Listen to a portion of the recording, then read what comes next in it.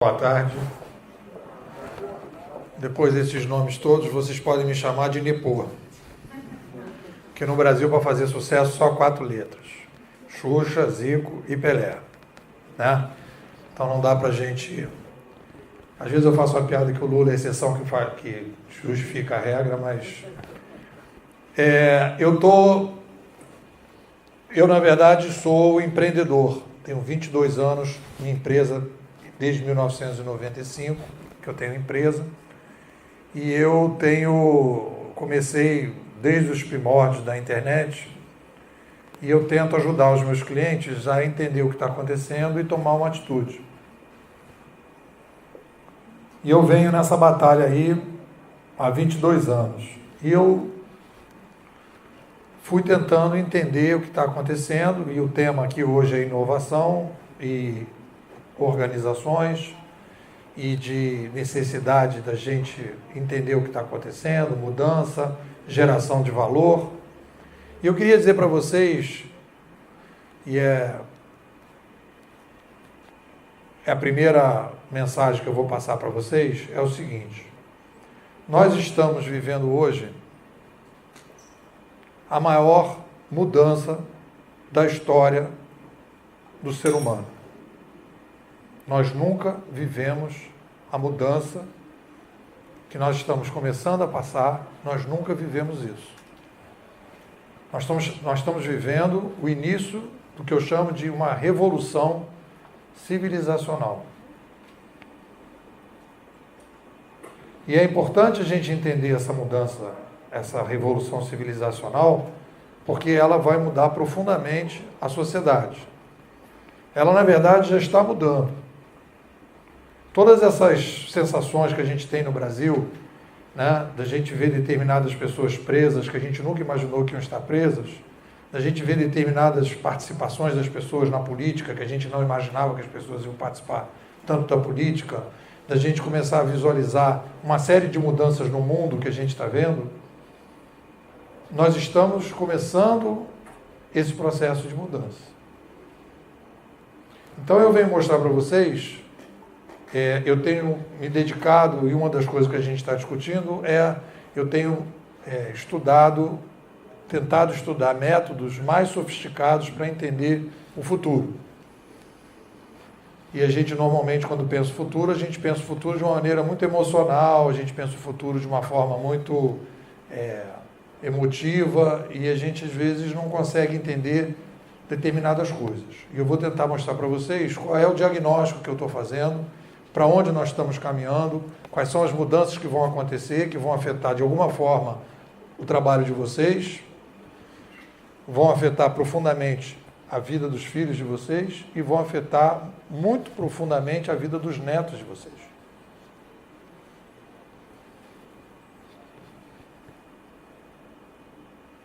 Então, primeira coisa que a gente tem que entender nesse processo de mudança, e aí a gente começa a desenvolver o meu diagnóstico, para a gente poder entender o que está acontecendo, é a gente entender a causa dessa mudança. Uma das coisas que eu chamo a atenção, para quando as pessoas vêm falar de futuro, vocês assistirem uma outra palestra depois de mim sobre futuro, ou alguém vai falar sobre futuro, você tem que tentar ouvir se aquela pessoa que está falando sobre futuro apresenta argumentos lógicos. Tal coisa vai mudar porque isso está acontecendo e por causa disso, isso vai acontecer como consequência. Então eu vou mostrar para vocês de uma maneira muito simples, e outra coisa também que eu quero dizer para vocês, que mais recentemente eu achava que a gente estava, o futuro que a gente está entrando é muito complexo. Eu não acho que ele é complexo. Depois que eu estudei, eu cheguei a algumas conclusões que tem determinadas coisas que são muito simples para entender. A grande dificuldade que nós temos não é que o futuro é complexo, é que a maneira que a gente pensa a sociedade que é equivocada. A nossa mentalidade hoje não está preparada para entender o que vai vir para frente. E o grande desafio que a gente tem é abrir mão da maneira que a gente pensa o mundo para poder entender esse novo mundo, que é a vida que está acontecendo. O que está acontecendo é a vida. Então, se está acontecendo isso, por que isso está acontecendo? E por que eu não consigo entender o que está acontecendo? É porque a minha maneira de pensar não incorpora isso que está acontecendo. Então eu tenho que pensar de maneira diferente. Essa é a grande dificuldade hoje para a gente. Não é que o mundo está mudando e que a gente, o mundo está mudando, o futuro está chegando, etc. Não, a gente pensava determinadas coisas sobre o mundo e essas coisas que a gente pensava não estão mais batendo com o que está acontecendo. Está dando para entender a diferença? Não é que o futuro é complexo, é que nós pensávamos de uma maneira que a gente tem que rever. E foi ao longo desde que eu comecei a fazer, que eu lancei o meu primeiro livro em 2006, chamado Conhecimento em Rede, que era um livro para empresas inovarem e gerarem valor. Desde lá, há 11 anos que eu estou escrevendo, estou saindo um livro agora, esse semestre chama Administração 3.0, e que eu estou tentando explicar o que eu acho que está acontecendo, e eu quero dizer para vocês que isso é minha opinião. Absolutamente eu não estou trazendo a verdade, o que vai acontecer. É a minha opinião, baseada em alguns fatos que eu estudei. É mais uma opinião. Você pode ouvir várias, essa é a minha. Né? É que nem aquele negócio do carro velho. Né? É velho, mas é meu. Essa opinião aqui é minha. Essa é a minha teoria sobre o futuro. E eu vou apresentar para vocês. Então, a primeira coisa que eu quero apresentar com um argumento é...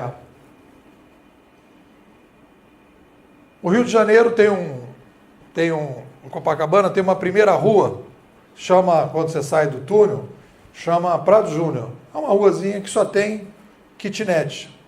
Todo mundo sabe o que é kitnet? Antigamente chamava kitnet, hoje não é mais kitnet, porque agora inventaram o Airbnb, hoje é loft ou estúdio. Porque ninguém diz que vai alugar um kitnet, porque não dá dinheiro. Então, cara, o meu loft, o meu estúdio. Então, mas é mais ou menos a mesma coisa. Loft ou estúdio ou kitnet é aquele lugar que você entra e já está na janela. É isso. Vocês sabem o que é, não é? Então está o cidadão lá em Copacabana, no fim de semana, na sexta-feira. Eu vou precisar aqui de uma canetinha. Está aqui. Então o cidadão está lá no kitnet dele, no loft, no estúdio, sexta-feira, vendo o que ele vai fazer. Tá certo? Toca a campainha. Tocou a campainha. Aí ele dá aquela olhada no olho mágico, não dá para dizer que não está em casa, porque dá aquela sombra. Né? Então, são 6 parentes vindo de Aracaju para passar o fim de semana no kitnet do cidadão em Copacabana. Tá certo? O pessoal de Aracaju gosta de chegar assim, de surpresa. Já me falaram. Então, eu queria perguntar para vocês o seguinte: quais são as crises que terão que ser administradas nesse kitnet, nesse fim de semana? Por favor, quem que sugere? Quais são os problemas que a gente vai ter que resolver? Espaço. Espaço. Primeiro item, espaço. O que mais que vai ter de problema nesse kitnet? Banheiro. Banheiro. Dormir é espaço. O que mais? Alimentação. Boa. Alimentação. O que mais? Lazer. Boa. O que mais? O que mais que vai ter de problema nesse fim de semana? Material que não tem os insumos, lençol, logística. Logística. O que mais? Vamos lá. Relacionamento, conflitos. Conflitos. Beleza, eu poderia dizer barulho? Hein? Sim? Faz sentido? Barulho. Poderia dizer sujeira? Sim? Faz sentido? Não estou forçando a barra, não. Faz sentido ou não? Sujeira. Então eu vou perguntar para vocês o seguinte: o cara está lá no loft dele, sexta-feira, chega 6 parentes de Aracaju, os caras vão passar o fim de semana lá. São esses os problemas que vão ter que ser administrados lá? Sim ou não? Hein? Sim. Sim. Então tá, beleza. Então vamos entrar na seguinte questão: quantas pessoas existiam no nosso planeta em 1800? Quem chuta um número por alto no planeta? Quantas pessoas? Quem chuta? 1 bilhão. 1 bilhão. 1 bi. 1 bilhão. Quantas pessoas nós somos hoje? 7. 7 bi. Então preste atenção. Eu tenho aqui 1.800 no nosso kitnet, 1 bilhão. Venho para 7 bilhões em 2017. Leiam de novo e vejam se não são as crises que nós estamos tendo que administrar nesse mundo nosso. Espaço, saneamento, alimentação, lazer, logística, conflitos, barulho, sujeira, água, educação, comunicação, energia. Então, primeira coisa que eu quero dizer para vocês, que está errada na nossa mentalidade, que nós temos que rever rápido, profundamente, é o que é o ser humano. Nós não entendemos o ser humano. Nós não entendemos o ser humano. E nós não entendemos que boa parte das crises que nós estamos vivendo é porque nós crescemos demograficamente que nem os malucos. Se a gente analisar a história de Sergipe, se você for analisar as grandes capitais, a taxa de crescimento das grandes capitais no Brasil é de 40, 50, 60 vezes. Aí o cara chega e diz assim, no tempo da minha avó, ela sentava numa cadeirinha e ficava conversando na calçada. Hoje ninguém mais faz isso. Mas quantas pessoas moravam na cidade da sua avó? Eu, quando em 1960 nasci, em 1965, 66, e muita gente aqui deve ter vivido isso, no meu prédio não tinha porteiro eletrônico, não tinha grade, não tinha câmera, não era aquela coisa que o cara tinha que falar com alguém para entrar. A pessoa ia entrando como se fosse uma vila, batia na tua porta. Então, a primeira coisa que eu quero chamar a atenção de vocês é a seguinte. Quando eu comecei a estudar esse futuro, a primeira coisa que eu me deparei é o seguinte. Nós não percebemos, por ser uma coisa invisível, nós não nos damos conta do que significa e o que significou nós temos passado de 1 para 7 bilhões de pessoas no mundo. Nós estamos vivendo uma crise invisível que nós não percebemos, que foi a chegada de 6 bilhões de pessoas num período muito rápido, como nunca aconteceu na história do ser humano. Vocês terem uma noção, no Brasil, se a gente for trabalhar com números, o Brasil, em 1900, vocês têm mais ou menos a noção da população no Brasil em 1900? Quem chuta? 1900. 1900, 30 milhões. 2017, 210 mais ou menos. 210, 205, 200. O Brasil cresceu 7 vezes. O mundo cresceu 7 vezes em 200 anos. E o Brasil cresceu 7 vezes em 100 anos. Aí quando as pessoas começam a falar que o Brasil está em crise, que o Brasil isso, que o Brasil aquilo, está aqui. Se a gente tivesse gestores políticos suecos, o problema não seria diferente. Só que nós não temos gestores suecos.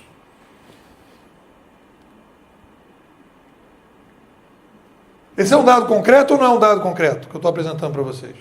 Não dá para você fingir que isso não está acontecendo. Não é uma discussão. Eu não estou fazendo aqui gente, olha só a minha opinião sobre esse assunto. Não, eu estou trazendo para vocês um dado concreto, objetivo. E isso não está dentro dos estudos que a gente faz sobre presente e futuro. Porque a gente não se dá conta. Não recebeu ainda a conta no final do mês. A gente acha que crescer de 1 para 7 bilhões de pessoas e o Brasil crescer de 30 para 210 não vai ter impacto na vida de ninguém. Não vai perder a qualidade de ninguém.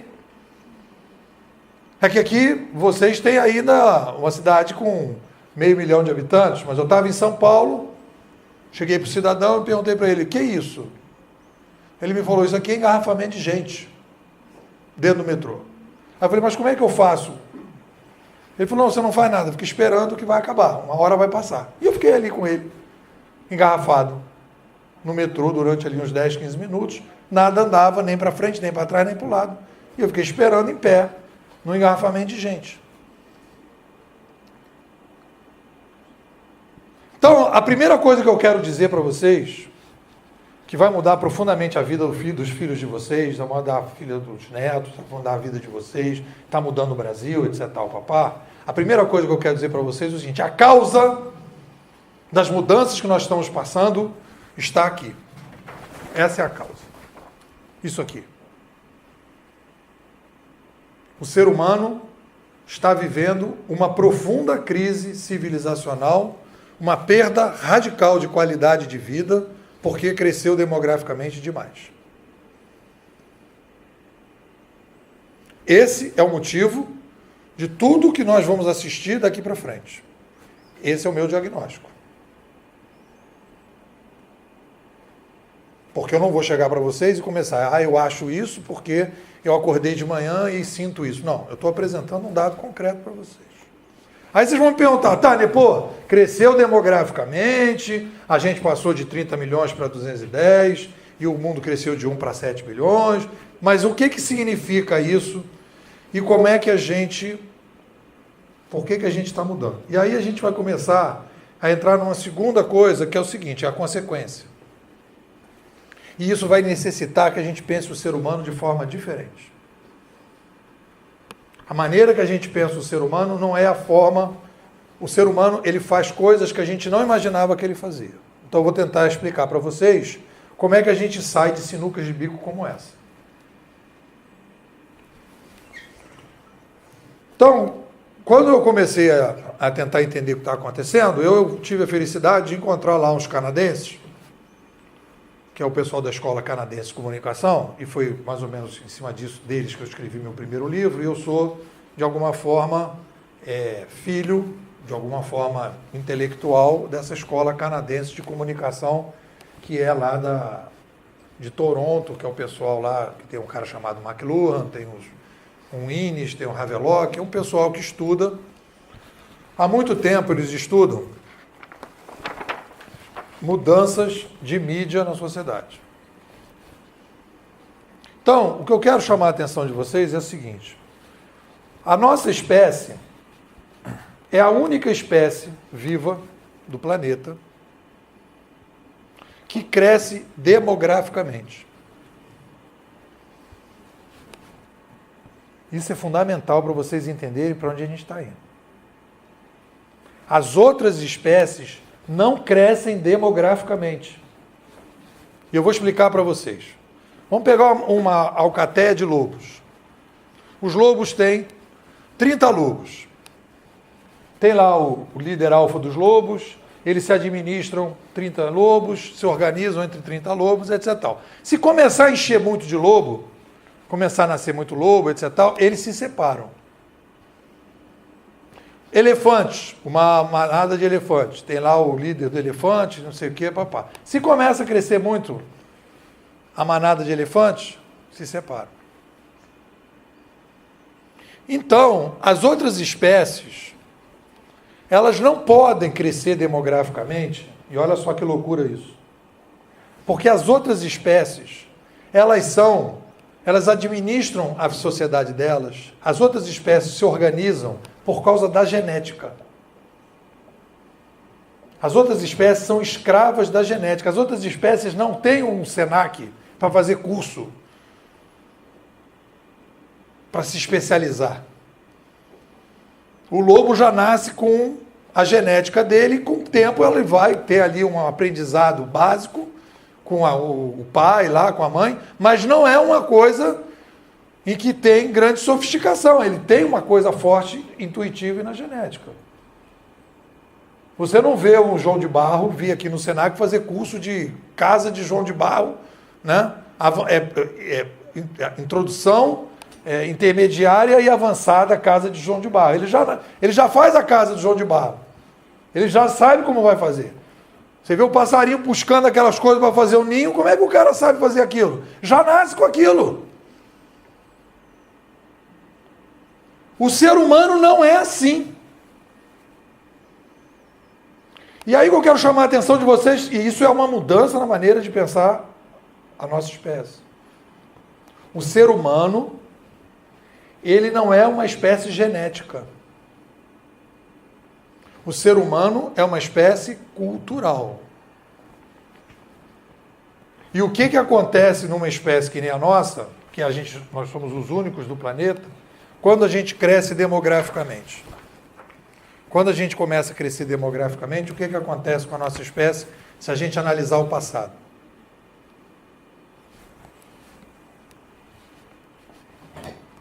O ser humano, e eu vou falar isso de bastante devagar para vocês, é o seguinte: o ser humano é obrigado a fazer uma revolução civilizacional para continuar a sobreviver. Eu não estou dizendo que o ser humano vai fazer, ou tem que fazer, ou que gostaria de fazer.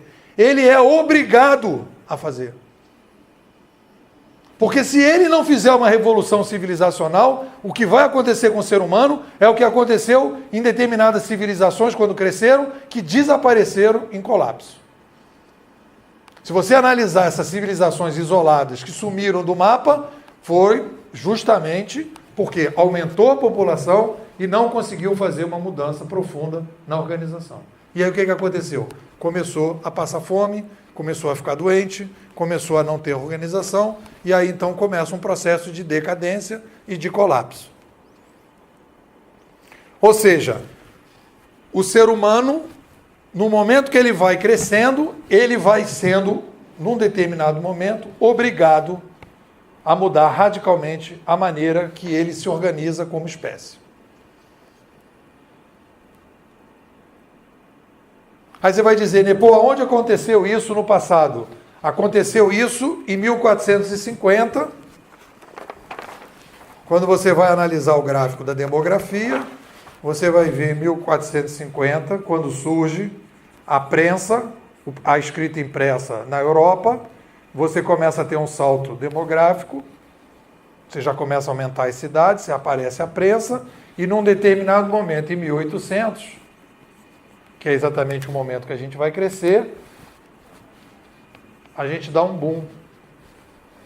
O que acontece em 1800? Quais são as coisas que aconteceram em 1800? Nós fizemos a Revolução Inglesa, nós fizemos a Revolução Americana e nós fizemos a Revolução Francesa e matamos o rei. Foi a morte do rei, decapitado, na Inglaterra primeiro e depois na França, o surgimento da República, o surgimento do livre mercado, a Revolução Industrial, a Revolução Científica, a Revolução Filosófica, Teórica, tal, papapá, que permitiu a gente, de 1800 para cá, crescer demograficamente. A gente teve que matar o rei para poder continuar existindo. Então, o que eu quero chamar a atenção de vocês, que a mudança que nós estamos passando, a causa da mudança é demográfica. É uma demanda da espécie. Ela cresce demograficamente e, num determinado momento, ela vai ter que fazer uma revolução civilizacional. Como é que começa uma revolução civilizacional? O primeiro passo para uma revolução civilizacional começar é o surgimento de uma nova mídia descentralizadora. Você inicia o processo quando uma mídia descentraliza a informação. Quando as pessoas começam a ter acesso à informação.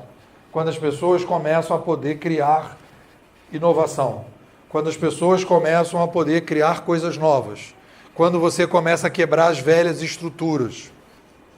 Quando você começa a fazer modificações profundas na sociedade a partir da chegada de uma nova mídia. Então, o gatilho para a revolução civilizacional, o início do processo da revolução civilizacional é quando surge uma nova mídia. Porque você vai dizer, Nepô, por que a gente não fez a revolução civilizacional há 60 anos atrás? Por que a gente não fez a revolução civilizacional no século passado? A gente não fez a revolução civilizacional no século passado porque a gente não tinha mídia para fazer. A chegada da internet inicia o processo da revolução civilizacional. E aí a gente começa a dar poder para as pessoas começam a ler, no caso da 1450, a escrever, e no nosso caso a gente começa a ter acesso a todas as informações, e o que a gente aceitava no passado já não aceita mais. E aí a gente começa a ter, então, um surto de inovação na sociedade, e começam a surgir novas possibilidades de organização da sociedade. Então, nós começamos um processo de revolução civilizacional. Esse processo de revolução civilizacional é consequência do aumento demográfico, e ele só é possível quando a gente, então, chega a uma nova mídia. E aí dispara o gatilho. Então nós começamos a organizar a sociedade de maneira diferente. E é isso que vai mudar profundamente as organizações. Nós começamos o processo de comunicação e nós entramos num processo de mudança administrativa. Nós estamos criando hoje um novo modelo de administração. Nós estamos querendo, o objetivo da revolução da administração é matar todos os intermediadores que a gente conseguir. Mata o assessorista, mata o bilheteiro do cinema, mata o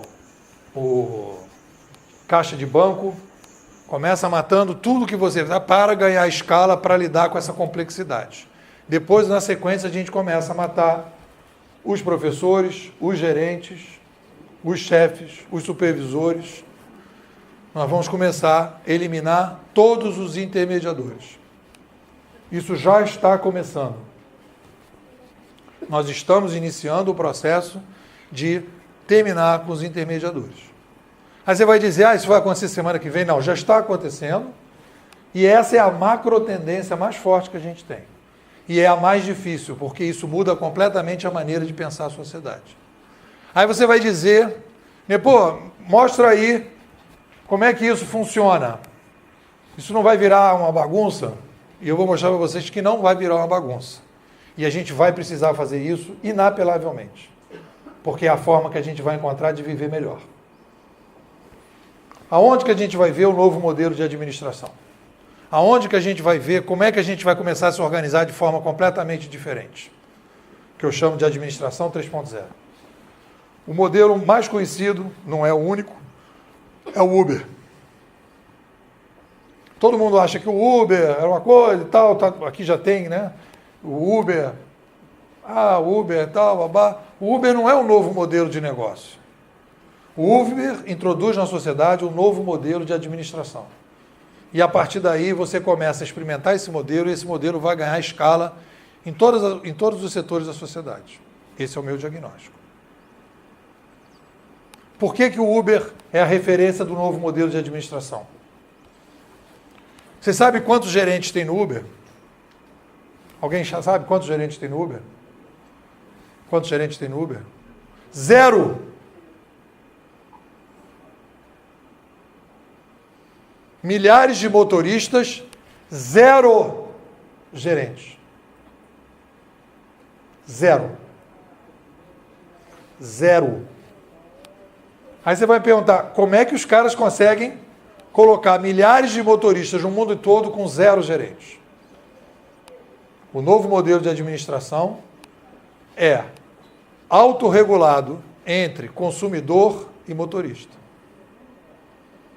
O que faz um gerente? Controla pessoas e processos. Como é que o Uber funciona? Ele transfere para o motorista e para o passageiro a responsabilidade de controle da qualidade. Ou seja, eu entro no carro do motorista, eu sei que eu não estou entrando no Uber, eu estou entrando no carro do fulano de tal, que vai ser avaliado pelo passageiro tal. O passageiro é avaliado, ganha estrelinha, e o motorista ganha estrelinha. Se funcionar a valer, que às vezes não funciona, o motorista que não tiver 4.7 estrelinhas em 5, ou o passageiro que não tiver 4.7 em 5, ele sai da plataforma. Ele não participa mais da plataforma. Então eu consigo organizar uma rede de milhares de pessoas sem o intermediador central. E por que eu estou fazendo isso? Porque eu tenho uma complexidade de 7 bilhões de pessoas que eu preciso de um novo modelo de administração para resolver problemas que eu não consigo resolver na gestão. Eu vou dar um exemplo para vocês. Eu trabalhei 3 anos na Prefeitura do Rio, ajudando no processo de uberização da cidade do Rio de Janeiro. Eu vou dar um exemplo para vocês de como é que a situação não tem saída no modelo atual da administração. No Rio de Janeiro, nós temos 10 mil ônibus circulando na cidade.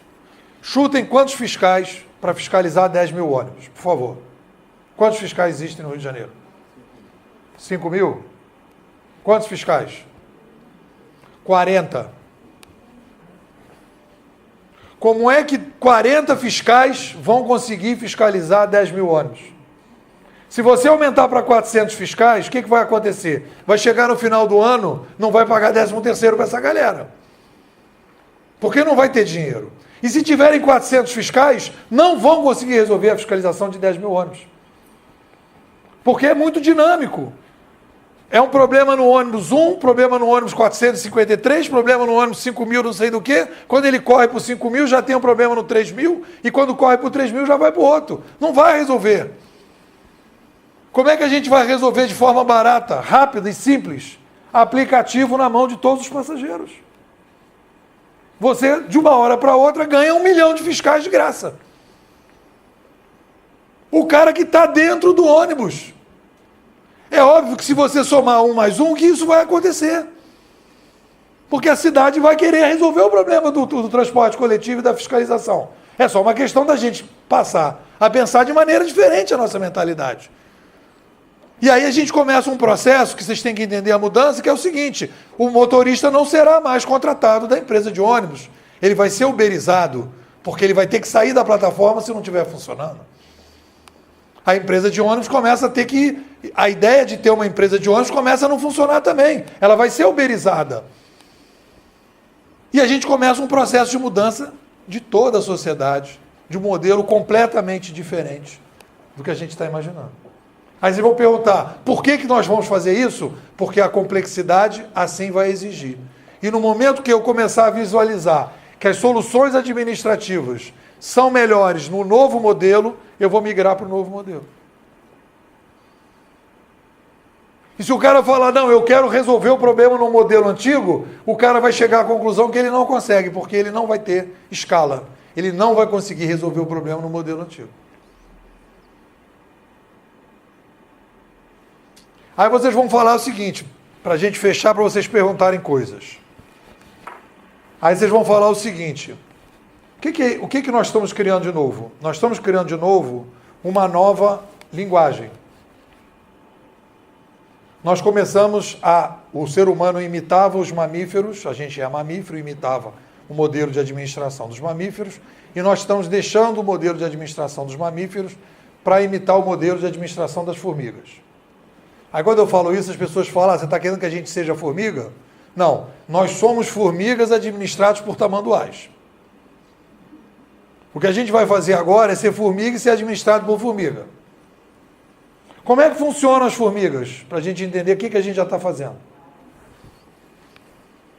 Suponhamos que aqui seja um caminho, no laptop é um caminho, aqui no quadro é um segundo caminho, e aqui nesse microfone é um terceiro caminho que está passando formigas aqui nessa estradinha aqui. Então eu estou caminhando aqui, sou uma formiga. Passo por aqui, entro aqui nesse caminho, não tem comida. Aí venho aqui nesse caminho, entro, não tem comida. Quando eu chego nesse microfone aqui, eu acho comida aqui nesse microfone. Como é que a formiga avisa para as outras que tem comida aqui? Ela não liga para o gerente dela, para o supervisor, para o chefe. Ela não manda um WhatsApp para o gerente dela dizer, aqui tem formiga. Sabe o que a formiga faz? Ela vem com o mouse bundástico dela, que ela tem um mouse bundástico, e com o mouse bundástico dela, ela vem curtindo o caminho. A formiga curte o caminho. E no momento que ela curte o caminho, Todas as formigas que estão vindo atrás percebem que aqui tem comida. E elas todas entram pelo caminho sem precisar de nenhum gerente.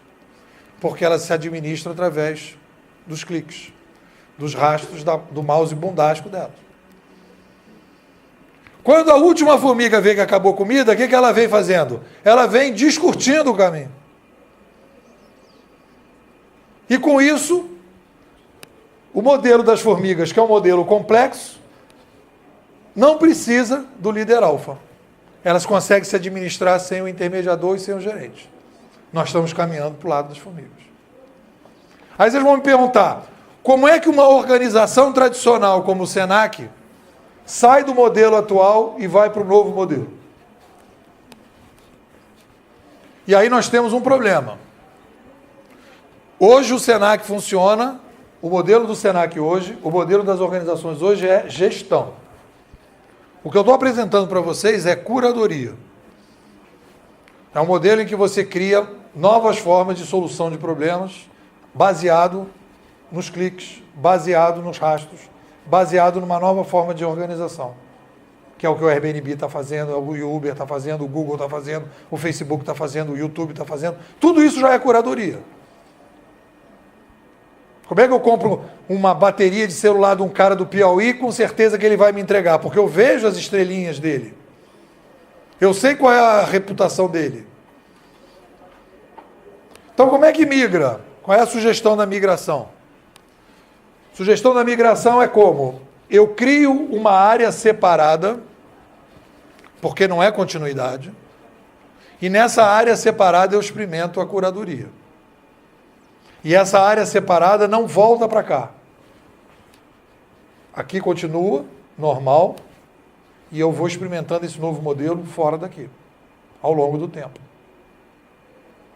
E a partir daqui eu começo a experimentar esse novo modelo. No fundo, as empresas estão começando a fazer isso. Tem várias empresas criando aceleradoras de negócio, criando áreas separadas, que elas já perceberam que a inovação disruptiva não é possível dentro do modelo atual. Aqui no Brasil, o Brasil é um país que tende a um certo conservadorismo. Já tive vários clientes que o cara dizia assim, olha, pô, vamos inovar, mas não vamos mudar nada. Vamos inovar tudo, mas não vamos mudar nada. Não é?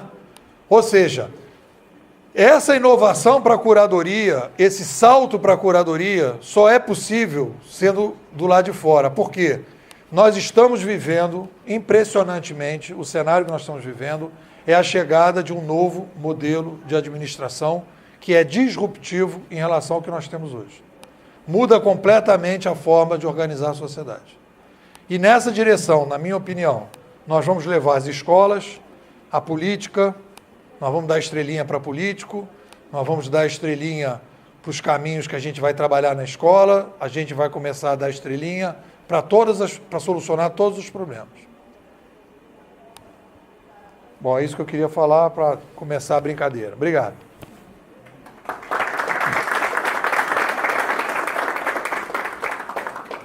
Alguém quer perguntar alguma coisa?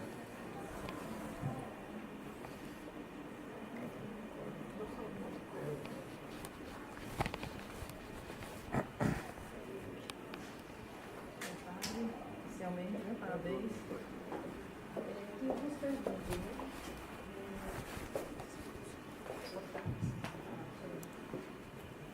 Em relação a essa autorização Não, aqui não está. Falou, como é que ficaria essa relação com os sindicatos, né? Porque a gente viu a problemática, por exemplo, em relação ao Uber, esses conselhos de classe, né? Esse pessoal, essa cultura do sindicato, né? Da sindicalização. Eu acho que é uma discussão interessante, porque a gente está nessa fase também de reforma de previdência, né? De outras, reforma trabalhista, enfim. São outros contratos que surgem, né? Então, eu queria saber sua opinião sobre isso, como é que a gente poderia lidar com essa problemática também, em relação a esses agrupamentos. E nesse exemplo também, que você falou do estrangulamento aí, no primeiro exemplo, né? Se nas sociedades em que existe esse controle demográfico, isso também acontece. Estou tentando imaginar o caso. Eu acho que esse microfone... Alô, tá dando para ouvir aí, não? Tá?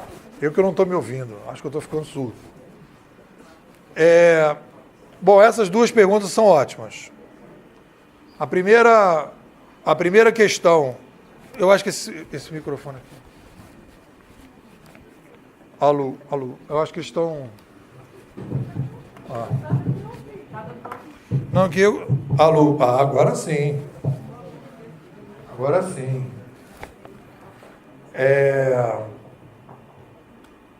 Bom, primeira coisa em relação... Olha só que é interessante. A sociedade é como se começasse assim. Uma era civilizacional começa, a base dessa era civilizacional é a mídia. Então, quando a gente começa a falar 70 mil anos, a gente inicia um novo ciclo civilizacional. Então, a base foi a oralidade. Toda a estrutura da sociedade gira em torno da oralidade. Quando a gente cria a escrita, olha só como a gente muda. Todas as religiões são baseadas na escrita. Você vai criar a Torá, depois você vai criar a Bíblia, depois você vai criar o Alcorão. Todas baseadas na escrita manuscrita. E aquilo estabelece as novas religiões, estabelece o monoteísmo na sociedade, e a gente organiza a sociedade através dos impérios, etc. Porque surgiu a escrita impressa, a escrita manuscrita. Então, o início de uma civilização é o surgimento de uma nova mídia. Então a gente tem que entender que nós estamos iniciando uma nova era na sociedade. E toda a estrutura que nós temos hoje está baseada na mídia passada. Então, quando você fala de sindicato, o sindicato fazia todo o sentido para organizar a sociedade, etc., num determinado contexto. O rei fazia sentido num determinado contexto. Aí você vai dizer, mas o rei não é legal, o sindicato não é legal. Não é isso que nós estamos falando. O que nós estamos falando é o seguinte, naquele ambiente oral escrito, era necessário o sindicato, o gerente, o chefe. Eu, quando fiz uma matéria, uma entrevista na Época Negócio, e que foi escolhida, top 15 do ano, e foi a mais compartilhada, o título era Vamos Acabar com os Gerentes. Aí eu tive que botar um óculos escuro, boné para sair na rua, né? Que queriam saber quem é esse tal de Nepô que está querendo matar a gerente. Né? Eu falei, eu não quero matar o gerente na gestão. Não é isso que vocês estão entendendo? Eu não estou dizendo que o Senac vai funcionar agora sem gerente no modelo atual. Não vai funcionar. Não vai ter, no modelo atual, você não vai tirar os professores da sala de aula. Porque o modelo foi construído com esta lógica. Essa lógica faz todo o sentido. A grande novidade é que a era civilizacional começa, nova, ela começa a não mais fazer sentido. Então, o conceito, por exemplo, se você pegar o surgimento da prensa, quando surge a prensa, todo modelo de trabalho era escravo. E você sai para o patrão empregado. O modelo patrão empregado no Uber não faz sentido. Porque o cara tem que sair da plataforma quando ele não tem estrelinha. Ele não pode ter carteira assinada.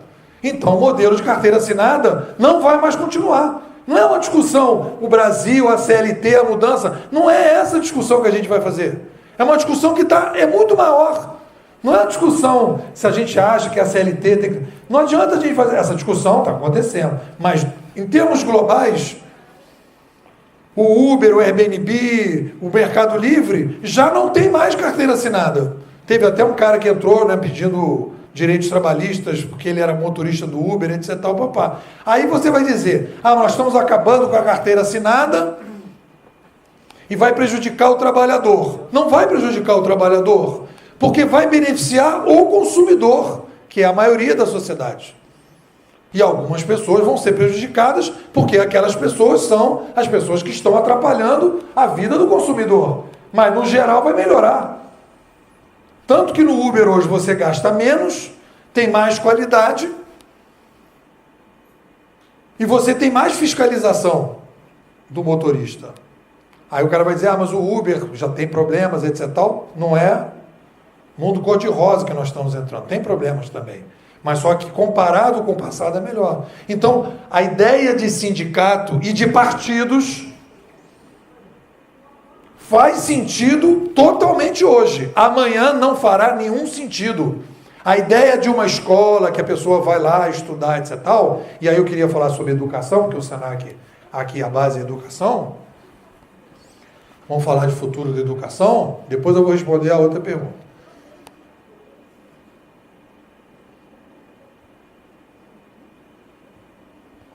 Amanhã o tema é educação. Aí você vai falar o seguinte, quando a gente faz palestra e os professores assistem, o pessoal fala, Nepô, esse papo de mudar a escola, eu já ouço há não sei quanto tempo, nunca mudou, não vai mudar agora. Esse é o discurso. Só que eu quero dizer o seguinte, a escola atual é filha, preste atenção, se eu estou mentindo, é filha da oralidade e da escrita. Sem a escrita e a oralidade não tem escola. Sim ou não? O professor chega em sala de aula e faz o quê? Ele fala. Se não tivéssemos falando, não falaria. E depois ele vai passar um livrinho para a pessoa ler. Se não tivesse escrita, não passaria o livrinho. Então a escola é estruturada num modelo de linguagem, e esse modelo de linguagem, agora eu tenho um novo modelo de linguagem, que eu começo a poder organizar a escola de uma forma completamente diferente. Eu posso botar a garotada para ir aprendendo coletivamente, através dos rastros, clicando, vendo qual é o melhor caminho, qual não é o melhor caminho, e a escola começa então a entrar, essa escola atual, ela começa a entrar em decadência. Aí você vai dizer, mas a educação não vai entrar em decadência? Não, nós vamos explodir a educação. Uma coisa que a gente estava discutindo ontem, que eu queria chamar a atenção de vocês, no meu livro Educação 3.0, que é um e-book, eu peguei a frase do nosso querido professor da Estácio de Sá, que tem 500 mil de alunos. Ele diz o seguinte, inovação na educação é quantidade na qualidade, qualidade na quantidade. Então, o modelo de educação que a gente tem hoje é o seguinte, eu tenho uma escola de excelência para 300 alunos. E eu tenho 300 mil alunos sem escola ou numa escola de péssima qualidade. Porque o meu conceito de qualidade de escola é pouco aluno com um professor bem formado. Como eu não consigo pagar bem o professor e eu tenho muito mais aluno do que deveria, o que eu faço? Eu reduzo a qualidade da escola. Qual é a solução que o Brasil vai ter que inventar? O Brasil vai ter que inventar uma solução em que ele consiga, usando essas novas tecnologias, fazer qualidade na quantidade. Eu tenho que começar a pensar numa educação sempre para milhões. Eu não posso pensar para milhares, nem para centenas. Ou vale para milhões, ou não vale.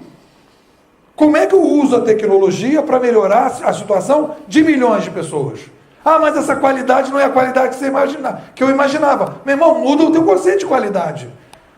Porque eu preciso botar essa garotada para estudar.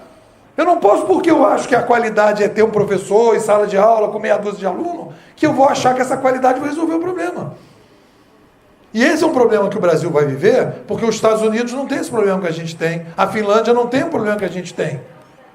A Finlândia faz o método dela, mas tem todo mundo lá alfabetizado. E nós temos aqui uma massa de pessoas que não está alfabetizada. Porque nós crescemos demograficamente e boa parte das pessoas não estão na escola. Eu, quando estudei na escola pública, era meia dúzia de gente estudando na escola pública. Hoje não é meia dúzia. Hoje são milhares, são milhões de pessoas que estão precisando de educação. E inovar na escola não é mais inovar no modelo tradicional. É no novo modelo. Então é isso que é a força da gente pensar de maneira diferente e entender o que está acontecendo de forma diferente. Você fez uma segunda pergunta. A primeira foi o sindicato. A segunda, controle da nacionalidade. Essa é uma discussão muito rica, muito interessante, que aí a gente vai pegar o exemplo da China.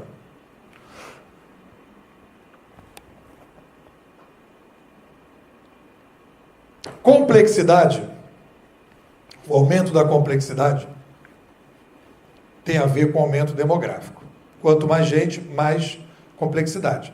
Vocês terem uma noção, em 1800, quando a gente tinha 1 bilhão de pessoas no mundo, nós tínhamos necessidade de 3 bilhões de pratos de comida todos os dias. Preste atenção nesse número. 3 bilhões de pratos de comida todos os dias. Hoje, nós temos a necessidade de produzir todos os dias 21 bilhões de pratos de comida. Não é assim, gente, deixa isso pra lá. Vamos falar de outras coisas, 21 bilhões de pratos. Você pode não querer falar dos 21 bilhões de pratos de comida, mas o cara, quando estiver com fome, ele falou, cadê a minha comida? Não é uma discussão, a gente conversa isso amanhã. Não, é hoje que tem que conversar. O cara tem que ter o ovo na mesa dele hoje. O feijão, o arroz, a farinha. Não é uma discussão que a gente amanhã leva um papo. Não, é agora. 21. Essa é a complexidade. Então, como é que o ser humano fez no século passado? Como é que o ser humano resolveu o problema da complexidade do aumento demográfico que já acontecia no século passado? Sabe o que a gente fez? Sabe como é que a gente resolveu o problema de complexidade? A gente achatou a diversidade das pessoas. A gente cria uma mídia de massa e todo mundo perde diversidade. Então, eu posso reduzir o tamanho das pessoas na demografia. Quando eu não posso reduzir o tamanho da demografia, qual é a resposta que o ser humano faz para baixar a complexidade? Eu começo a massificar as pessoas. Na China, quer botar roupa? Pode botar roupa à vontade, desde que seja cinza. Quer comer comida? Arroz no café da manhã, arroz no almoço e arroz no jantar. Não tem danoninho, sucrilho, entendeu? Açúcar mascavo orgânico. Não tem isso. Não tem isso. É arroz, arroz e arroz. Porque eu preciso produzir isso. E eu só consigo começar a ter isso que as pessoas estão querendo agora, um tênis com a marca do meu time, com meu nome atrás, não sei do que, porque a gente começa a poder flexibilizar a produção. E aí eu consigo resolver o problema que a gente está criando com o Uber e com essas inteligências artificiais, com os robôs e tudo, personalização na quantidade. Que é isso que a gente quer caminhar na educação. Cada aluno ter mais ou menos o seu próprio roteiro. Mas para eu poder dar para cada aluno o seu próprio roteiro, eu tenho que trabalhar diretamente com as tecnologias. É uma escola baseada totalmente no modelo de plataforma. Então, o que a gente tem que entender é o seguinte, é como se fosse assim, o nosso mundo começa, banco imobiliário, todo mundo já jogou banco imobiliário. Aí começa do início. Bota os peõezinhos no banco imobiliário e começa a jogar. Rola o dado. Então o que a gente está fazendo? Começou de novo o banco imobiliário. Zerou o jogo. Galera, acabou o jogo. Começou outro. Só que aquele jogo está rolando. Mas começou outro. Olha a confusão.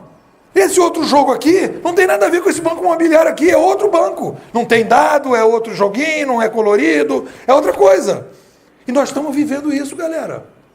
Nós somos contemporâneos dessa mudança. Não adianta pular da ponte. Pode pular da ponte, mas o processo vai continuar. Tem gente que fica nervoso com a minha palestra. Eu não vou me atirar da ponte, mas não bota o nome Nepô, senão vai queimar meu filme. E também não adianta sair matando gente aí na rodoviária. Vou matar gente porque vai diminuir. Não adianta também. Porque a quantidade de pessoas que vai conseguir matar não vai resolver o problema. Então nós não temos saída. Só existe a possibilidade da mudança. E a mudança é uma mudança que implica a forma que a gente tem estruturada na cabeça da gente, de como a sociedade se organiza, tem que sair o cérebro que a gente tem hoje e colocar outro cérebro no lugar e rápido. Não dá para pensar muito. É complicado. Essa é a grande dificuldade hoje. O problema hoje não é tecnologia, o problema hoje não é administração, o problema hoje não é software, não é aplicativo, não é celular. O problema hoje é mentalidade. Nós temos uma crise de mentalidade porque nós estamos mudando radicalmente o mundo e a nossa mentalidade não acompanha.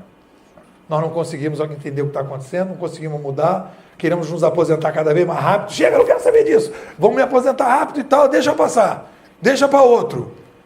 Só que é isso que está acontecendo. Fala. Uma pergunta. Pegando esse gancho, né, da tecnologia, do acesso à tecnologia, no Brasil, que é um país subdesenvolvido, né, como é que você vê o acesso à tecnologia, a universalização do acesso à tecnologia, ou a falta dele, como impeditivo para esse caminho, né, de atitude colaborativa, né? Porque você vai trabalhar home office no Brasil, é difícil, né? A internet não pega. Entendeu? Bom, essa pergunta é ótima. Eu só quero trabalhar ela em 2 níveis. A primeira é o seguinte: essa análise que eu estou fazendo é uma análise da espécie. E essa é uma característica de uma revolução de mídia. A revolução de mídia, ela não é localizada num país. Todo mundo ao mesmo tempo está usando a internet. Está dando para entender a mudança? Não é assim, o Brasil, tipo assim, está acontecendo uma coisa muito interessante. O pessoal da Coreia fez uma revolução na educação e a Coreia hoje conseguiu, a Coreia do Sul, conseguiu coisas espetaculares. Foi uma coisa da Coreia, cultural, que não tem nada a ver com o que a gente está falando. Foi uma decisão daquele lugar e atingiu aquelas pessoas. Nós estamos falando de uma mudança que de uma hora para outra, em menos de 20 anos, praticamente metade do planeta começou a mudar a maneira de se relacionar com a informação, com as outras pessoas, o consumo, de rápido. Esse é um fenômeno que a gente está dizendo. Então eu estou falando do planeta. Então é uma mudança no planeta. Agora a gente pode falar das particularidades. No caso do Brasil, a particularidade de um país como o nosso é essa divergência. Da mesma maneira que a gente tinha antes, boa parte das pessoas sabia ler e boa parte não sabia ler, a gente agora está transferindo esse problema da pessoa não saber ler para a pessoa não ter acesso às mídias. Só que o acesso à mídia é mais rápido. E tem uma coisa que é interessante, que a gente tem uma vantagem. A gente tem que ser competitivo nisso. O Brasil é um país extremamente oral. A gente pode, a boa parte dos meus alunos hoje mais se informa ouvindo do que lendo, através do YouTube. Se vocês imaginam, isso já está acontecendo muito parcialmente em São Paulo, a gente está indo na universidade, as pessoas falam que quer inclusão social, as pessoas têm um discurso lindo. Eu tenho, há bastante tempo, esse gravadorzinho aqui, custou R$80. R$80. Eu sou uma empresa privada. E muitas das minhas palestras e dos meus cursos estão na internet. Por que todo professor universitário que dá aula não coloca um gravadorzinho dele no bolso e coloca a aula dele na internet? Olha a quantidade de informação e de aula que a gente teria sobre qualquer coisa. Simples. Eu vou dar aula sobre Revolução Francesa. Bota o gravadorzinho, aí o garoto vai ouvir. O professor de São Paulo falando sobre a Revolução Francesa, o cara do Maranhão, o cara de Sergipe. Aí tem um especialista aqui em Sergipe sobre operação de catarata. O professor vai dar aula pago pelo Estado para 50 alunos, ele está dando aula para 50 mil. Quanto custa? Uma fortuna. R$80. Porque a garotada hoje está dentro do ônibus, mete um headphone e está ouvindo a aula do cara sobre qualquer coisa. Está andando de bicicleta? Está fazendo aula. Então, a gente tem que começar a pensar em coisas diferentes. Então, quando a gente começa a dizer, coitado do Brasil, que ninguém lê, mas todo mundo tem uma facilidade enorme de escutar e de ouvir. É um país altamente conectado. É um dos países mais conectados do mundo, porque o brasileiro adora conversar. Em outros países do mundo, no elevador, ninguém fala com ninguém. Mas se cair um negócio no chão, todo mundo está se falando. O Brasil adora falar, o brasileiro adora falar. Então, cara, a gente tem essa facilidade. Então, a gente tem que aproveitar isso. Tem que saber quais são as nossas oportunidades. Então, a gente tem que incentivar. Mas aí as pessoas não vão ler e tal, papá. Cara, o problema está aqui. Não adianta a gente ficar viajando na maionese. A gente tem que resolver essa questão aqui, quantidade. E qual é a melhor forma de resolver quantidade? De maneira barata. Então, Obviamente que a questão do não acesso às novas tecnologias é, na minha opinião, uma das questões centrais estratégicas do país. Colocar conexão para todo mundo e celular ou computador na mão de todo mundo. Talvez isso seja o processo educacional mais educacional que tenha. E deixar as pessoas, então, a partir daí, construir o seu próprio caminho. Colocando as coisas e tal, e aí, a partir daí, criar as plataformas educacionais e tudo. Professor Escladena, secretária do Senac, a gente está fazendo um curso de Escola de Liderança Interna aqui com os funcionários do Senac, onde trabalha justamente essa questão de mudança de visão em relação às relações, tanto de conhecimento, como de inovação, como de trabalho. Assim como o mundo já vem mudando, né? E a gente, enquanto fornecedor de mão de obra para o mundo do trabalho, o Senac foi criado para fornecer mão de obra. E até hoje ele vem fornecendo e tem que se adaptar muito rapidamente, inclusive antevendo o que é que o mundo do trabalho precisa para que nós possamos qualificar nossos alunos. Então, essa nova relação do trabalho perpassa pela confiança, não é isso? Pela questão da valorização de qualidade do trabalho. Então, como conciliar essa questão de relação de confiança no mundo do trabalho numa sociedade com poucos ou, em alguns casos, sem valores? Bom,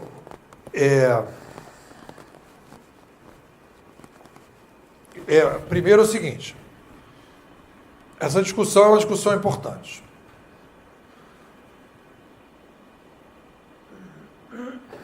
A gente viu isso no final da Idade Média também.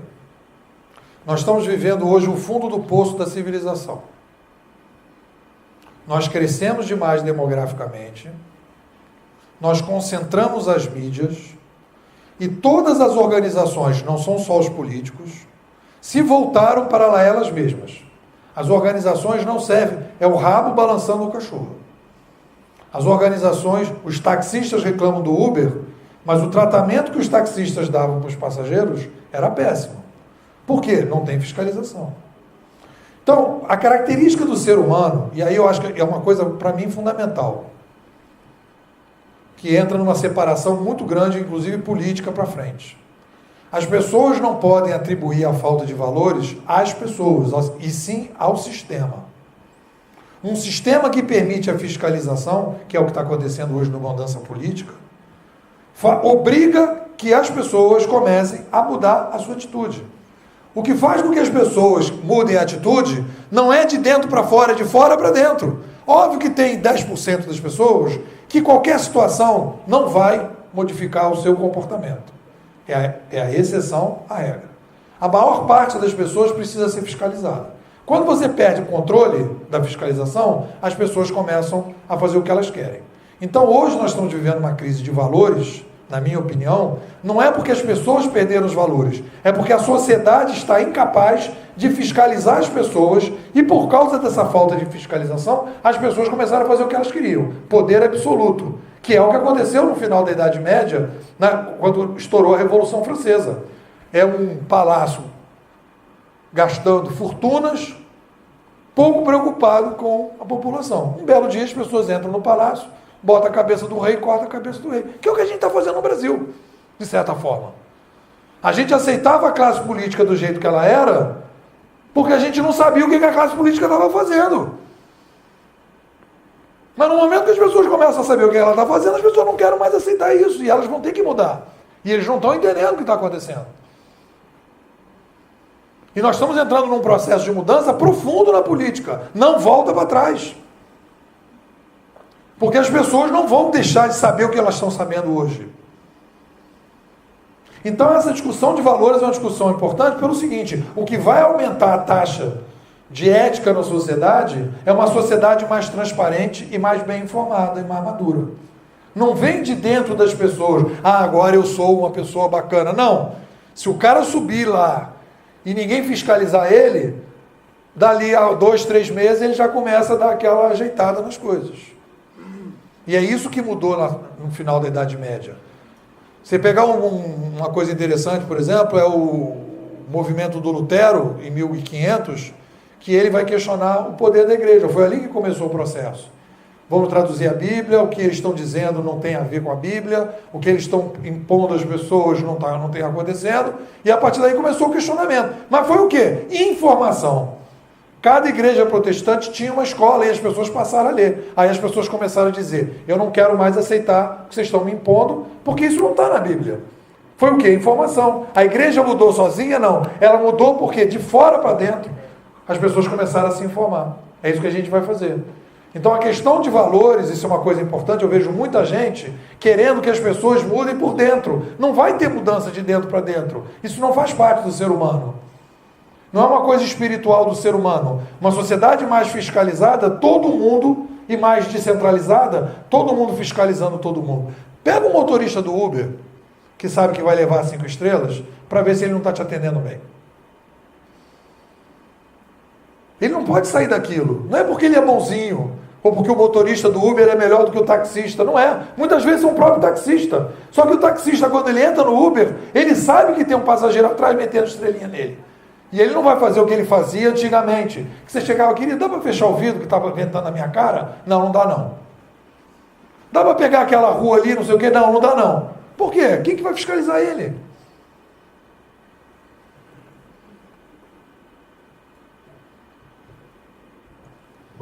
Mais alguma pergunta?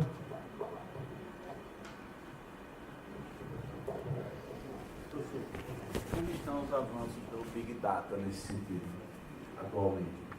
O Big Data seria uma solução? O Big Data, eu lá na FRJ, lá tem lá o curso de Big Data, pós-graduação lá de Big Data, eu dou aula lá no curso. O que eu digo lá, pessoal, é o seguinte, Big Data é muito dado. Muito dado. É porque o que acontece é o seguinte, as pessoas, às vezes, pegam determinados termos, gestão de conhecimento, Big Data, organização exponencial, coisas que estão realmente acontecendo, e a partir daquele termo, começa a tentar entender toda a estrutura a partir daquilo. E aí eu faço uma crítica sempre a esse tipo de coisa. Então, o seguinte, obviamente que a gente tem um Big Data hoje, porque a gente aumentou muito o volume de informação. Eu tenho muito dado para ser analisado e eu preciso administrar esses dados. Só que, colocar computador para fazer processamento de dados, colocar computador para organizar os dados, a gente já faz há muito tempo. O que eu tenho chamado a atenção para as pessoas, o Big Data não é a grande mudança que a gente está passando. A grande mudança que nós estamos passando, a profunda mudança que nós estamos passando, é que nós estamos mudando o modelo de administração. Se você parar para pensar, por exemplo, o seguinte, a cooperativa de táxi não perdeu para o Uber o espaço dela no mercado, porque o Uber começou a trabalhar melhor com Big Data. A cooperativa de táxi perdeu espaço para o Uber, porque o Uber criou um novo modelo de administração. Os hotéis não estão perdendo cliente para o Airbnb, porque o Airbnb está mexendo com Big Data, mas porque o Airbnb criou um novo modelo de administração.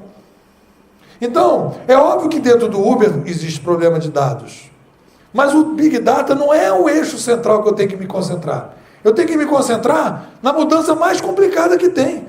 E a mudança mais complicada que tem hoje é uma pessoa como vocês, que estão acostumados a trabalhar num ambiente de gestão com gerente, começar a ser uberizado e ganhar estrelinha do cara que vocês vão atender. É uma coisa completamente diferente. A cabeça da gente não consegue entender isso. Nós não fomos educados para isso. Nós não nascemos para viver revoluções civilizacionais. Entendeu? Então é isso que eu tenho chamado. E aí o que eu digo, não tem jeito, não adianta eu fingir que não está acontecendo. Eu tenho que encarar isso. E a minha luta, a minha batalha esses anos todos é apresentar esses dados e dizer, galera, a gente tem que ver como é que a gente vai resolver esse problema. Não é fácil, não. É a melhor, eu digo para vocês o seguinte, a minha visão de futuro é hiper otimista. Só quero dizer isso para vocês. Eu vejo as pessoas super pessimistas, inclusive com o Brasil. Vocês podem ter certeza que o Brasil vai passar por essa crise que a gente está passando. Nós vamos entrar num período muito positivo. Eu, em 2013, quando fiz uma palestra em Brasília, lá para o grupo da Marina, que me convidou, quando eles estavam montando a rede, Eu disse para eles, nós vamos viver no Brasil uma Revolução Francesa, em 2013, antes das manifestações. Porque eu estava cantando a pedra que já tinha acontecido coisas desse tipo. E eu quero dizer para vocês o seguinte, depois da Idade Média, depois desse processo todo, o movimento foi super positivo. O cara vai dizer, poxa, a gente acabou com a escravidão. Ah, mas a gente hoje tem carteira assinada, a gente é meio escravo, mas imagina a situação do escravo, comparado com a nossa situação. É muito melhor. Então nós estamos indo de uma situação pior para uma situação melhor, ponto. Isso é uma realidade. Só que nós estamos terminando um ciclo e começando outro. Nós vamos começar um novo ciclo. Os brasileiros não vão mais aceitar isso que estava acontecendo. Não vai ter volta. Não vai ter volta. Só que a gente está fechando o ciclo e não abriu outro. Aí fica todo mundo desesperado. Ai, meu Deus, eu quero sair do Brasil, não sei o quê. Não, vai. Claro que não vai ser também assim. Pode demorar 5 anos, pode demorar até 10 anos. Mas vai acontecer o ciclo. As pessoas estão mudando a mentalidade delas. Isso é um processo lento. Nós somos 210 milhões de habitantes, nós temos o nosso preço. Mas não é só uma questão de preço, 210 milhões de habitantes é um mercado maravilhoso. Triste é um país que tem pouca gente, que nem o pessoal de Portugal, por exemplo, está com problema, não tem mercado de consumo. Nós temos 210. Se a gente pensar em todo mundo que não tem recursos, que todo mundo pode virar consumo, tem emprego para todo mundo, botar as pessoas para começar a consumir. Só que a gente precisa dar uma guinada. Então nós estamos saindo para o positivo, nós estamos saindo de uma situação menos ruim para uma situação melhor. Aí tem uns alunos meus que às vezes acontece, e o cara diz assim, mas tem que ser muito melhor, tem que ser o melhor possível, tem que ser um paraíso. Eu falo, meu irmão, se você quer o paraíso, não vai chegar nunca. Não existe paraíso. Existe a comparação do que era do que vai ser. E eu quero dizer para vocês o seguinte, nós já estamos melhores. Porque pelo menos nós estamos começando a dizer que tem que mudar. Aí vamos começar o processo de mudança.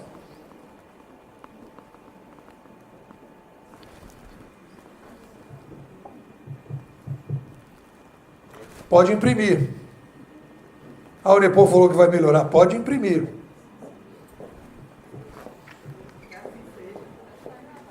Está gravado, exatamente. Está aqui no gravador. Queria fazer a colocação. O mouse estava certo? E depois, será que esse modelo, Indústria 4.0, já não é revolução? Essa pergunta do Malthus é ótima, de vez em quando ela volta, ela aparece. O Malthus é um pensador, Thomas Malthus é um pensador que escreveu um livro em 1800 falando um pouco dessa questão da demografia. O Malthus tem 3 afirmações. Eu sou 1/3 malthusiano, 1/3. O que o Malthus diz, que eu concordo com ele diz o seguinte: o ser humano gosta de fazer sexo, faz muito sexo, vai aumentar a população, isso vai gerar crise. Isso qualquer criança concorda. Ela pode até não saber o que é sexo, mas ela sabe que a gente aumenta a população. São os números que estão aqui. Então esse aspecto do Malthus a gente não pode ignorar. O segundo aspecto do que o Malthus disse, e aí ele não se mostrou compatível, que ele disse o seguinte: essa crise é insolúvel. Ela não é insolúvel, a gente inova. A gente refaz a sociedade para poder resolver essa crise. E aí, então, eu acho que aí ele não estava com razão. E o terceiro aspecto do Malthus, como ele não tinha solução, ele falou, bom, a gente deixa os pobres a se dizimar porque a gente não tem nada o que fazer. Então, aí, por causa disso, ele foi jogado para escanteio na história. Mas a primeira parte dele faz sentido. Tem uma coisa que é interessante sobre o futuro, que é o seguinte, o Nasbit diz uma coisa sobre o futuro, que ele diz o seguinte: o futuro não é temporal, o futuro é regional. Nós já vemos o futuro em vários lugares. Uma coisa que eu acho que é interessante falar sobre essa história do futuro, que é o seguinte: a gente não quer pagar o preço de ter aumentado a população. Essa aqui no fundo é isso, a conta chegou, a gente não quer pagar. Então as pessoas têm uma melancolia. Melancolia é um sentimento que você tem do passado, que você não consegue sair do passado. Isso é melancolia. Em alguns casos é nostalgia. Você gosta do passado, mas consegue sair, mas tem uma nostalgia. As pessoas, quando pensam nos nossos pais, pensam nas nossas vidas, quando a gente morava, quando era criança e tudo, nossas vidas, eu quando nasci, em 1960, o mundo tinha 3 bilhões de pessoas. O Rio de Janeiro hoje é um caos. Mas vai ver quantas pessoas moram no Rio de Janeiro hoje. Então, se a gente... Aí como é que vai fazer? Ah, mas nós estamos indo para 10 bilhões. Então a gente tem que entender que qualidade de vida, conforme a gente vai aumentando o número da população, a gente vai perdendo alguma coisa em termos de qualidade de vida. E a gente vai ter que se reinventar se a gente quiser manter um nível de qualidade de vida qualquer. Porque senão a gente vai piorando cada vez mais. A gente vai ter táxi sem fiscalização, vai ter político sem fiscalização, escola que não atende, vai ter político que não se preocupa com as pessoas, vai ter empresa que não está voltada para a sociedade, vai ter líder que não é líder.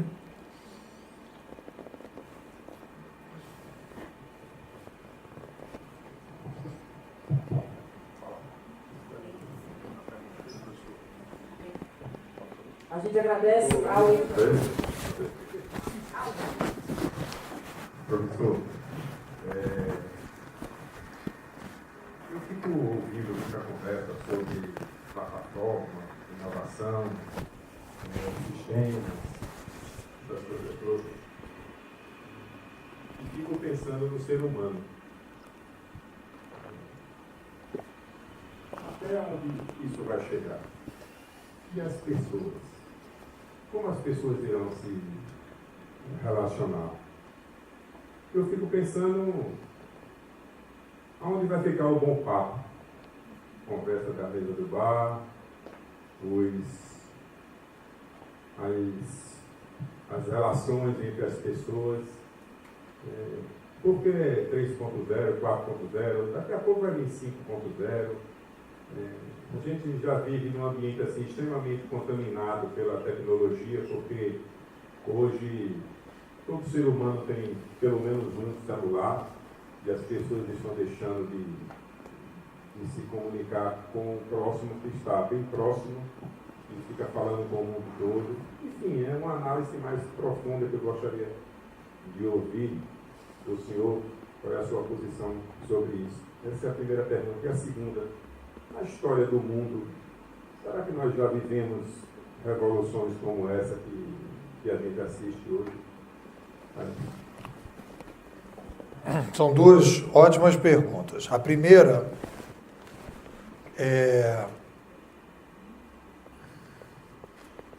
a parte número 1 do meu livro novo, eu faço uma discussão com os meus alunos, já há bastante tempo, que a gente encara o ser humano como a gente não vê o ser humano como uma tecnoespécie. A gente hoje, não é que nós estamos hoje usando tecnologia. Nós sempre usamos tecnologia. Eu tenho uma brincadeira que eu faço com os meus alunos, com a minha aluna, que ela chega para mim e fala assim: ah, professor, você está falando que a gente é uma tecnoespécie, mas eu não sou tecnoespécie, eu sou natureba. Aí eu tenho um teste natureba, para a gente ver se a pessoa é ou não é uma tecnoespécie. Eu falo assim: você é natureba? Por que você é natureba? Ah, porque eu tenho minha casa de campo, e na minha casa de campo não tem luz, fogão a lenha, e eu sou natureba. Aí eu falo: então vou fazer o teste natureba com você, vamos? Vamos. Como é que você vai para a sua casinha de campo? Ah, professor, eu pego o meu jipinho. Eu falei que não, negativo. Jipe é tecnologia. Você não pode ir de jipe para sua casa se você é natureba. Você tem que ir andando. Ah, então eu vou andando pela beira da estrada. Eu falo: não, querida, você não pode ir pela beira da estrada. Estrada é asfalto, petróleo transformado. Petróleo transformado, asfalto é tecnologia. Você tem que ir pelo meio do mato. Ah, então eu boto minha botinha da Volner e vou pelo meio do mato. Eu falo: não, meu amor, você tem que ir pelada. Porque botinha, calça, camisa, tudo é tecnologia. Ah, então eu vou a cavalo. Pode ir a cavalo. Aí tudo bem. Mas chegando lá não vai passar pomada não, porque pomada é tecnologia. Pomada é tecnologia. Então, qual é a relação que a gente tem com as tecnologias? Nós não achamos que tudo que nós já acostumamos é tecnologia. A gente acha que tecnologia é só tecnologia nova. Tudo que nós usamos é tecnologia. E toda vez que surgiu uma tecnologia dessa, o ser humano teve que se adaptar a essas novas tecnologias. Então, o que acontece? Conforme a gente vai aumentando a população, nós vamos precisando cada vez de mais tecnologias para resolver os problemas. Porque na tribo dos índios, lá atrás, o cara acordava de manhã pelado, vivia num lugar mais ou menos quente, porque não ia morar pelado, né? Não tinha índio pelado na Groenlândia. Vai ver o índio pelado na Groenlândia, é um cara cheio de casaco. Matava lá não sei quantos leões, aqueles ursos polares, para poder botar aqueles casacos lá. Então, o cara vivia no meio do mato, peladão. Ah, acho que eu vou dar uma pescada. Ia lá dar uma pescadinha, né? Aí depois deitava na rede. Tinha lá uns 2 ou 3 para comer. Ele comia também, aí ficava lá, na boa, né? Quantas pessoas moravam naquela tribo ali do cara? 50, 100, 200. Então, malandro, tudo certo. Mas vai aumentando a tribo do cara para ver se não vai meter lá necessidade de colocar um arco mais sofisticado, já vai ter que fazer comida para 300. O cara vai fazer um churrasco. Todo mundo sabe disso. Churrasco para 30, faz na mão. Para 300, Excel. Ou não? Vai fazer churrasco para 300, Excel. Ainda começa aquela frescura. Ah, eu só como carne vermelha. Ah, o meu refrigerante não pode ser diet, tem que ser só normal. Ah, eu só tomo cerveja sem álcool. Malandro, traz a tua cerveja, começa esse papo. Então, tecnologia faz parte integrante da nossa espécie. Nós não estamos usando tecnologia agora e nós não éramos humanos e agora estamos. Nós éramos tecnoespécie, sempre fomos. E quando a gente resolveu dizer que é ser humano, sapiens, a escolha de ser sapiens foi: eu vou ser uma espécie tecnológica. Se tirar a tecnologia, não tem ser humano. Aquele programinha que tem no Discovery, que chama a prova de tudo, o cara é a prova de tudo, mas vai ver se ele vai lá com aquela mochilinha dele, com o sapatinho. Agora tem outro programa, né, que chama Pelados na Selva. Aí tá tudo bem, aí tá no esquema. Pega aquele filme O Náufrago, vocês viram O Náufrago? Eu mandei fazer o filme, só para falar nas palestras. O náufrago é o quê? O náufrago, o cara cai na ilha, o que ele passa o tempo todo no início do filme? Refazendo tecnologia. Tecnologia para abrir coco, tecnologia para ligar fogueira, tecnologia para pescar. Porque ele não sai pescando e comendo os peixes com a boca. Ele não tem capacidade de um tubarão de comer peixe na boca. Ele tem que pescar, ele tem que fazer um anzol. Onde tem tecnologia, tem ser humano. Onde não tem tecnologia, não tem ser humano. Então a gente tem uma falsa ideia do ser humano. Então isso é uma coisa. Então esse é o primeiro ponto dessa discussão profunda. O que acontece é que nós hoje, se você parar para pensar a questão das grandes cidades, e aí você está falando do papo, que eu acho que é fundamental, é o seguinte: eu perdi o contato com todo mundo que fez pré-vestibular comigo. Não ia tomar cerveja com esses caras. Não ia. Porque eu estava num prédio, que eu conheço pouca gente do meu prédio, que eu não tomo cerveja com as pessoas do meu prédio, né? Porque eu moro numa cidade super habitada, eu não vejo as pessoas. Com o WhatsApp nós criamos um grupo e hoje a gente toma cerveja todo mês. Afastou ou aproximou? É óbvio que existe hoje uma intoxicação, e é o papel, inclusive, dos educadores discutir essa questão, mas não estão discutindo, que é você ir para uma mesa de bar e ficar no celular. Aí tem um problema. Uma vez eu saí com um cidadão, almoçar com ele, demorou para marcar, e a gente começou a almoçar, aí tocou o celular dele, daqui a pouco ele pegou o celular, falou com não sei o quê, falou não sei o quê. Sei que passou o tempo todo no almoço, ele com o celular dele. Aí quando terminou o almoço, eu falei, olha, cara, vamos marcar semana que vem o almoço. Ele falou, pô, ficou ruim e tal, vamos marcar. Eu falei, não, mas eu vou fazer o seguinte, você convida qualquer pessoa para almoçar e eu te telefono. Porque aí eu falo contigo e você fica com outro trouxa na tua frente assistindo a ligação. Então, obviamente que esse exagero aconteceu. Na época da chegada do livro, teve muita gente que abriu mão de viver para ficar lendo. Então a gente vai ter que se adaptar a essas novas tecnologias e aculturar isso. Agora, se a gente analisar o número de encontros que a gente passa a ter na internet, e não é só isso. Quantas pessoas se casaram através desses programas e aplicativos? Quantas pessoas estão namorando e nunca iam namorar? Pessoa tímida, não vai para boate, de jeito nenhum, paquerar. Não arranja namorado. Está conseguindo arranjar namorado por esses programas. Ah, mas isso aí não é legal. Então o que é legal? É não ter namorado? Entendeu? Então a gente tem que se adaptar à realidade. A realidade é essa aqui. Aqui não tem saída. Antigamente você, mas eu sou da antiga, eu não consigo namorar e tal. Então tu vai ficar solteira mesmo. Ou você vai ficar solteiro, porque isso aqui não tem jeito. É muita gente. Você não vai encontrar sua alma gêmea com milhares de pessoas, com milhares de histórias. Não vai encontrar. Você vai ter que arranjar novas formas. Então essa é uma discussão fundamental para entender. Então eu concordo contigo. Essa conversa que a gente tinha, etc. Papá, a gente precisa ter essa conversa. Só para ter uma noção da história, eu fui fazer uma entrevista na TV Futura, lá no Rio. Aí tinha uma professora lá, dizendo assim, a minha sala de aula é moderníssima. Na minha sala de aula todo mundo acessa Twitter. Na minha sala de aula todo mundo acessa Facebook. No meio do ar, ao vivo.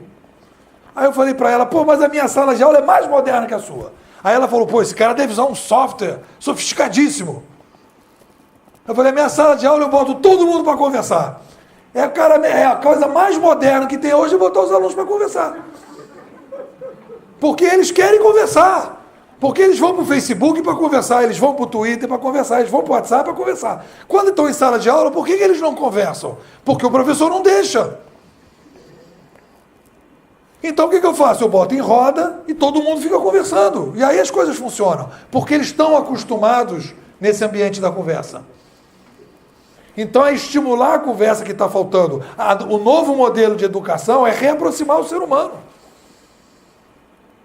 Só que aproximar o ser humano a partir de problemas, a partir de encontros que façam sentido, é acabar com a ideia de que ele vai para uma escola, o cara ensina para ele tal coisa, ele fala, mas estou aprendendo isso por quê? Não, você tem que aprender, porque você vai fazer vestibular. Cara, você pega os vídeos do YouTube sobre filosofia, por exemplo, aqueles vídeos iniciais, olha, vamos pegar Aristóteles.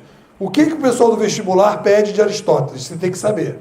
Ou seja, tudo que o Aristóteles pensou para ajudar as pessoas a viverem melhor, não interessa. Interessa o que o cara vai aprender para o vestibular. É isso que é educação? Isso que é filosofia? Então o modelo está quebrado, o sindicato está quebrado, o MEC está quebrado, o vestibular está quebrado. Isso não funciona. A gente sabe que não funciona. A sua segunda questão, qual foi essa? Foi na história do mundo. História do mundo. Nós tivemos 3 revoluções civilizacionais, essa é a terceira. 70 mil anos atrás, se vocês quiserem conhecer essa revolução civilizacional, o livro que eu sugiro a vocês é Sapiens, Uma Breve História do Tempo, de um israelense chamado Harari. Ele vai contar a passagem e as mudanças da sociedade com a chegada dos gestos para a oralidade. Nós saímos do nomadismo para as aldeias, nós criamos agricultura, nós domesticamos os animais porque começamos a falar. Primeira revolução civilizacional, profunda mudança na espécie. Segunda revolução civilizacional, chegada da escrita há 6, 7, 8 mil anos. A escrita manuscrita. Uma guinada na civilização, surgimento dos impérios, surgimento das grandes religiões, surgimento de todo um processo de administração a longa distância, que foi permitido pagamento de impostos, troca de carta, coisa que a gente não podia fazer antes, era tudo aldeiazia. Essa história da religião, as religiões têm uma função, o monoteísmo e as grandes religiões tiveram uma função importante na civilização, que foi o seguinte, as tribos brigavam entre si. Então não tinha nada que unificasse as tribos para poder criar impérios. Com a grande religião, eu digo o seguinte, bom, se você tem o mesmo Deus que eu posso então me relacionar com você porque nós compartilhamos o mesmo Deus. E aí os impérios surgiram em torno do monoteísmo, em torno da estrutura do monoteísmo. E aí a gente começa, inclusive, a criar o modelo, inclusive, da gestão, do líder alfa, das estruturas hierárquicas do exército e dos modelos das organizações atuais. E aí depois a gente tem a escrita impressa, em 1450, que é a escrita 2.0, em que a gente tem o início da sociedade moderna. Aí surge o livre mercado, surge a república, tudo que a gente tem hoje, em 1450.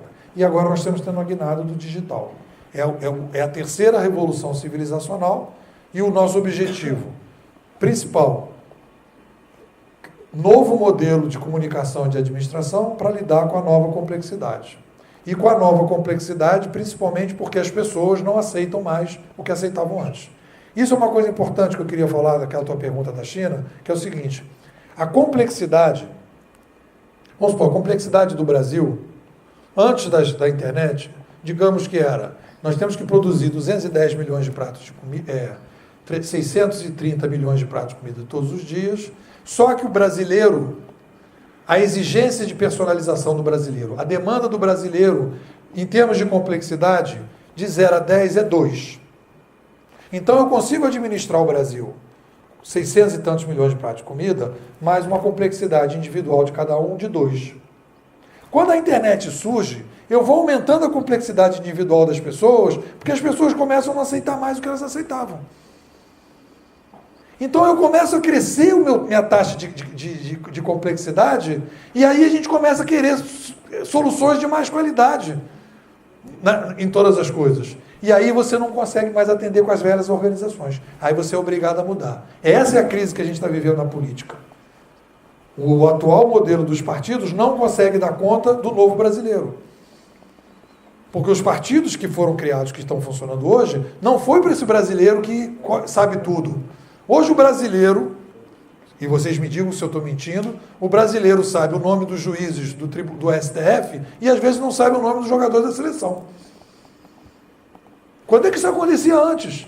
Todo mundo sabe o juiz, já xinga o juiz. Ah, é o quê? Jogo de futebol? Não, esse cara do STF, não sei o quê, jogou isso, fez aquilo. Cara, a gente nunca viveu isso. Isso é um upgrade político enorme no brasileiro. Isso não vai voltar para trás. Vai piorar cada vez mais para eles e para a gente vai melhorar. É isso. Muito obrigado.